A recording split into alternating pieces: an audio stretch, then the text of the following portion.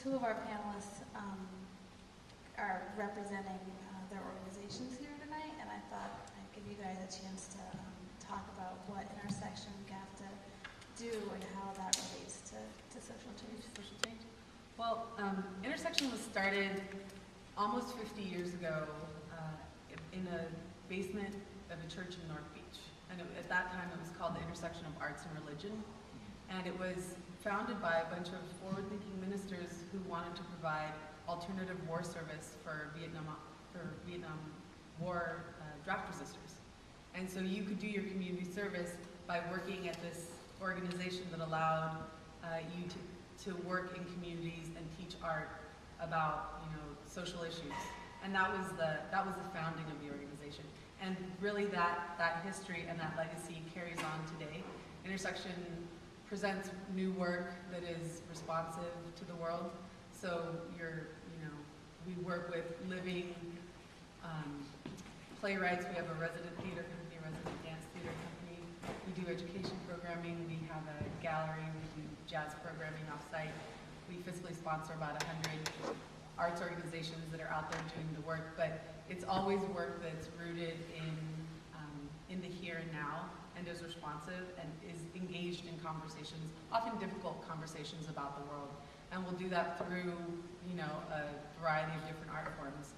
It's really an amazing organization when you think about all of the people that we're able to work with and all of the different conversations we're really able to have, and using art at the forefront of these conversations, so that it's not that you're going to be talking about prison issues or you're going to be talking about big questions about the world just through flip charts and meetings, but you can do it in really fun, beautiful ways, and we think art is the perfect tool to have those conversations. Awesome. So I actually, when I first moved to San Francisco, I tried to get fiscal sponsorship through Intersection for the Arts for Gray Area. It didn't actually work out. So I'm thrilled to be sharing the stage with you now as a I guess, social entrepreneur. So GAFFTA was founded as a nonprofit in 2008. However, I was running Gray Area Gallery in San Francisco from late 2005 to 2006. And so I was running a traditional media gallery in Soma. And then I was approached by Amy Cohen and Terrence Allen. Amy Cohen from the mayor's office, and then Terrence Allen's from the Entertainment Commission. And Terrence had come to an event, and we happened to have a line around the corner to get into this exhibit that we were producing. They asked us if we would move to the mid-market and the Tenderloin to start to define an arts and cultural district there.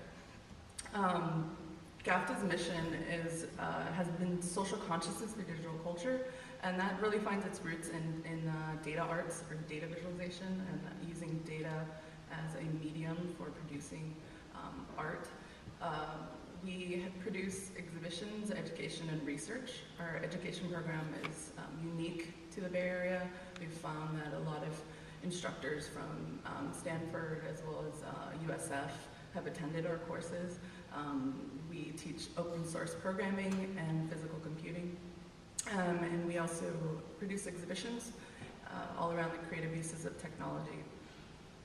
Finally, we just launched a research program in the summer, and we produced a program called Summer of Smart that was a series of hackathons, and it was a play on the activist culture of the 60s, so it's a summer of love. And now we're talking about smarter cities, digital cities. We're talking about open source movements, like Occupy movement, sort of is similar to an open source movement online. So you have a physical, open source movements in the way that they collectively kind of form themselves, and now you have this Occupy movement that's happening physically. I find that's really interesting. So anyway, the Summer of Smart was sort of this play on activist culture. We did 3 hackathons all around community development, public art, sustainability, energy, and transportation, as well as food, nutrition, and public health. We had about 500 participants and produced about 30 prototypes, so mobile apps, public art, web apps as well.